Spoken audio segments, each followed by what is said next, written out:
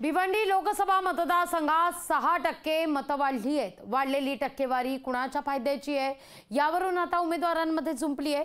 कपिल पाटलांनी आपलाच विजय होणार असल्याचा दावा केलाय, तर तिथं निलेश सांबरेंनी वाढलेली मतं आपलीच असल्याचं म्हटलंय।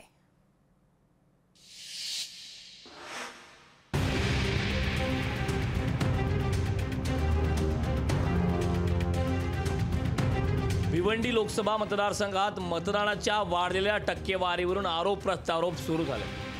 मतदानाच्या टक्केवारीत तब्बल 6% वाढ झाल्यानं सगळ्याच उमेदवारांमध्ये उत्साह वाढल्याचं पाहायला मिळालं। 2019च्या तुलनेत भिवंडी लोकसभा मतदारसंघात मतदानाचा टक्का वाढलाय।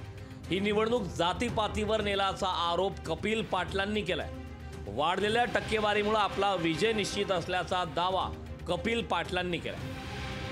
भिवंडी लोकसभा क्षेत्रातील जनतेने भरभरून प्रतिसाद दिला, म्हणून मतदानाचं पर्सेंटेज हे आपल्याला वाढलेलं दिसते। हे मतदान हे देशासाठी होत असते। निवडणूक ही देशाची असते। काही सहकाऱ्यांनी ही निवडणूक धर्मावर नेली, काही सहकाऱ्यांनी ही निवडणूक जातीवर नेली। जातीवर आणि धर्मावर लोकसभेची निवडणूक लढली जात नाही। कपिल पाटलांविरोधात निवडणूक लढवलेल्या निलेश सांबरेंनीही कपिल पाटलांचा दावा खोडून काढला। वाढलेली मतं ही सत्ताधाऱ्यांच्या विरोधात असल्याचा दावा निलेश सांबरेंनी केला। भारतीय जनता पार्टीतील 75% त्यांचे नेते मंडळी त्यांच्यावर नाराज आहे।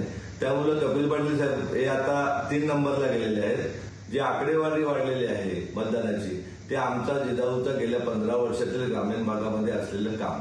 महायुतीमध्ये कपिल पाटील या व्यक्तीलाच प्रचंड विरोध होता आणि त्यामुळे मतदान त्यांच्यावर होण्याचा प्रश्न आहे। ते लास्ट नंबरला 3 नंबरला गेलेले आहे। वाढलेली टक्केवारी आपल्यासाठीच पोषक असेल असा दावा प्रत्येक पक्षानं केला। मतदारांच्या मनात नक्की काय होतं हे कुणालाच सांगता येणार नाही।